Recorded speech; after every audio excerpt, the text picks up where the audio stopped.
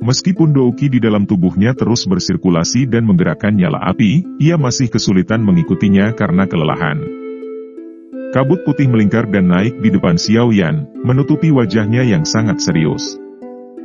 Dia tahu bahwa ini adalah pembalasan dari tubuh racun yang menyedihkan dari dokter peri kecil, yang berusaha mencegahnya dari menyelesaikan segel. Xiao Yan dengan jelas mengerti bahwa jika dia tidak menyelesaikan segel pada saat ini, kemungkinan dokter peri kecil akan mengikuti jejak mereka yang telah memiliki tubuh racun yang menyedihkan di hadapannya. Ekspresi kejam melintas di mata Xiao Yan saat gerakan jarinya tiba-tiba dipercepat. Banyak bekas luka api berwarna hijau terbentuk dengan cepat di bawah jarinya. Jarinya menari. Pada akhirnya, banyak bayangan mulai muncul. Kemudian, jarinya berhenti tiba-tiba dan dia mengangguk dengan berat. Bekas luka api diam-diam ditarik dan formasi segel sempurna terbentuk. Gumpalan bau yang sangat samar menerobos penghalang api teratai hati berkilau dan diam-diam memasuki hidung Xiao Yan begitu formasi segel selesai. Bau busuk baru saja muncul saat dirasakan oleh Xiao Yan. Ekspresinya segera berubah. Keraguan melintas di matanya sebelum dia berhenti memikirkan uap racun yang masuk ke tubuhnya. Api hijau giok di tangannya tiba-tiba melonjak sebelum mendarat dengan lembut di perut halus dan rata dari dokter peri kecil, perut yang bahkan tidak mengandung sedikit lemak. Titik ini adalah pusat formasi segel. Selama dia menuangkan energi ke tempat ini, dia akan bisa mengaktifkan segelnya. Energi panas yang kuat mengikuti tangan Xiao Yan dan melonjak keluar. Itu langsung berubah menjadi garis energi yang bergerak di sepanjang bekas luka api yang berkelok-kelok di sekitar. Pada saat ini, diagram formasi pada dokter peri kecil tampaknya telah diaktifkan karena memancarkan kilau. Segel api langit, langit membentuk bentuk, api membentuk roh. Segel. Teriakan tiba-tiba keluar dari mulut Xiao Yan. Segera cahaya di sekitar tempat tangan Xiao Yan berada menjadi sangat terang. Hampir seperti menyadari bahwa segel akan segera selesai, tubuh racun yang menyedihkan menjadi gila. Uap beracun yang sangat kental mengalir keluar dari pori-pori di seluruh tubuh dokter peri kecil. Gas racun keruh berhasil menerobos pertahanan Xiao Yan meskipun dia menggunakan api teratai hati berkilau untuk melindungi tubuhnya. Gas racun segera memasuki tubuhnya melalui semua pori-porinya. Ekspresi Xiao Yan menjadi jauh lebih redup saat gas racun memasuki tubuhnya. Namun, dia masih mengatupkan giginya dan tiba-tiba menarik tangannya. Cahaya yang intens melemah dan banyak bekas luka api di permukaan tubuh dokter peri kecil secara bertahap menghilang, muncul seolah-olah mereka telah bergabung dengan tubuhnya. Gas racun di dalam tubuh dokter peri kecil berhenti merembes saat bekas luka api menghilang. Kulit di tubuhnya berangsur-angsur kembali ke warna normalnya. Badan racun yang menyedihkan, yang akan meletus sekali lagi disegel.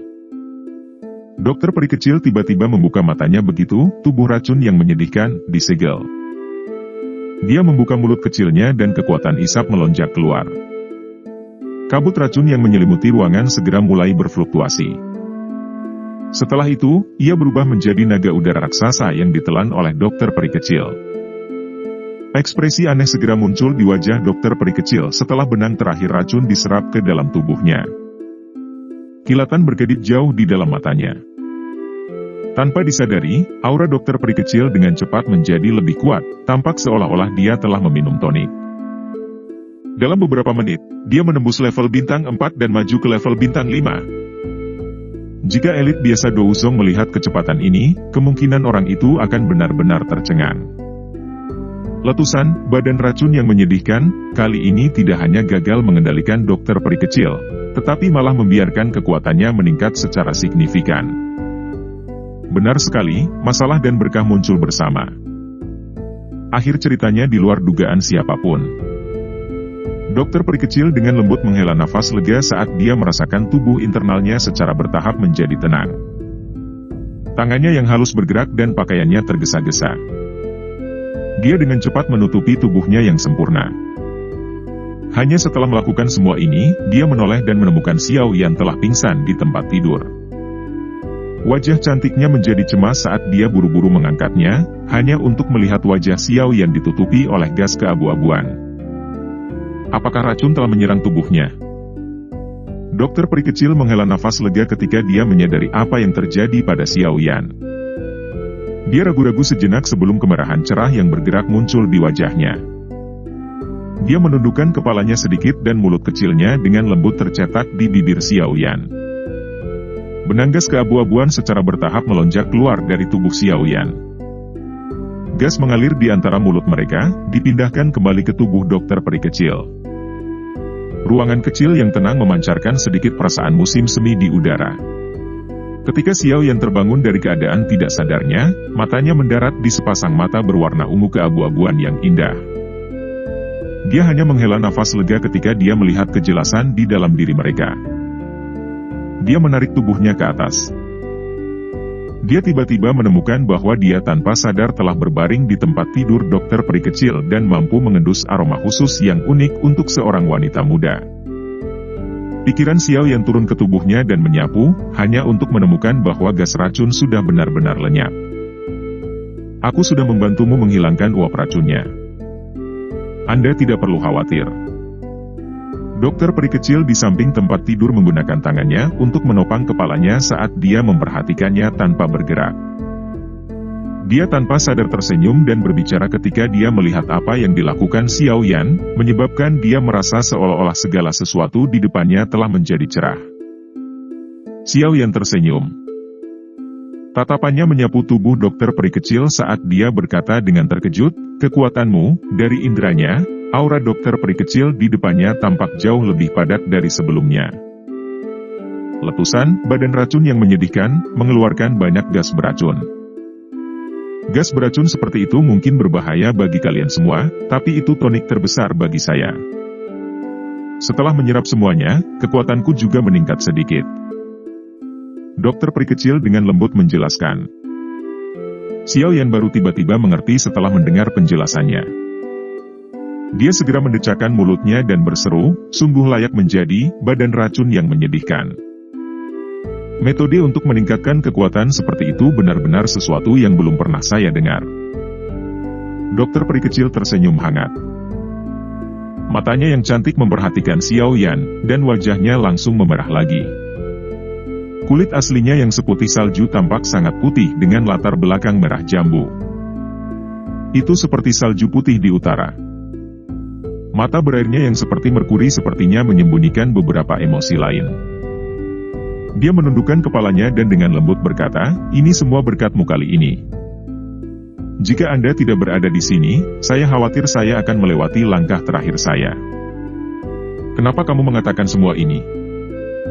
Jika saya tidak ada di sini, Anda tidak akan membuka segel, tubuh beracun yang menyedihkan, berkali-kali, dan letusan tidak akan terjadi.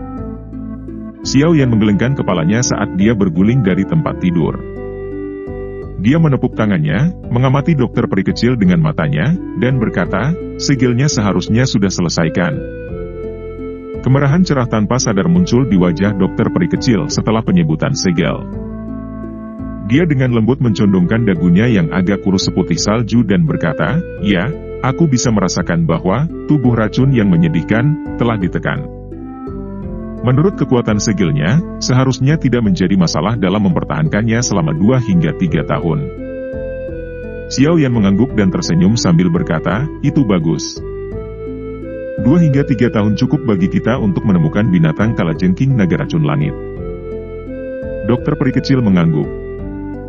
Ayo pergi. Ayo tinggalkan tempat ini dulu. Saya pikir elder pertama dan yang lainnya harus cemas menunggu. Xiao Yan melambaikan tangannya dan berjalan ke pintu. Dokter peri kecil dengan patuh mengikuti dari belakang. Sukian mondar-mandir dengan gelisah di luar ruangan. Sudah setengah hari sejak Xiao Yan masuk, tapi masih belum ada aktivitas sedikit pun. Karena dia takut dengan gas beracun di dalam, dia tidak berani menerobos masuk secara acak. Namun, pintu yang tertutup rapat perlahan dibuka tepat saat wajah Sukian dipenuhi kecemasan. Suara berderit menyebabkan pandangannya melesat pada saat pertama. Hanya ketika dia melihat seorang pria muda berjubah hitam berjalan keluar ruangan, dia menghela nafas lega dan tampak seolah-olah dia telah dibebaskan dari beban yang berat. Apa kamu baik-baik saja? Sukian dengan cepat melangkah maju. Dia menghela nafas lega saat melihat kedua orang itu baik-baik saja. Namun, suaranya agak khawatir saat dia bertanya. Xiao Yan tersenyum dan mengangguk. Dia mengangkat kepalanya dan melihat gas keabu-abuan yang melayang di dalam tirai tipis. Gas beracun di tempat ini mungkin tidak sepadat kabut di dalam rumah, tapi kemungkinan akan menyebabkan kerugian yang cukup besar bagi para siswa jika dibiarkan menyebar. Dokter peri kecil di samping tampaknya menyadari pikiran Xiao Yan. Tangannya terulur dengan lembut sebelum memberi isyarat. Badai muncul di dalam tirai cahaya entah dari mana, menyedot semua gas racun bersama-sama sebelum berubah menjadi pilar uap padat yang diserap ke dalam tubuh dokter peri kecil. Sukian tanpa sadar mendecakkan lidahnya karena terkejut saat dia melihat dokter peri kecil menundukkan uap racun ini hanya dengan mengangkat tangannya. Tatapannya menyapu dirinya dan keheranan melintas di matanya. Dia tanpa sadar berteriak, "Kamu sudah maju?" Dokter peri kecil mengangguk sedikit saat dia melihat sikap Sukian yang tercengang. Dia tahu alasan dia kehilangan dirinya sendiri. Bagaimanapun, setiap bintang kemajuan untuk seorang elit Douzong akan berarti peningkatan besar dalam kekuatan seseorang. Douzong biasa mungkin mengalami kesulitan meningkatkan kekuatan mereka bahkan dengan bintang bahkan setelah beberapa tahun atau bahkan 1 dekade penuh. Aku memang tua. Dunia ini masih milik kaum muda. Sukian menghela nafas dan menggelengkan kepalanya. Nada suaranya dipenuhi dengan rasa iri. Tetua pertama, tolong bagikan bubuk obat ini kepada para siswa yang secara tidak sengaja menghirup gas beracun. Mereka akan baik-baik saja setelah istirahat selama beberapa hari.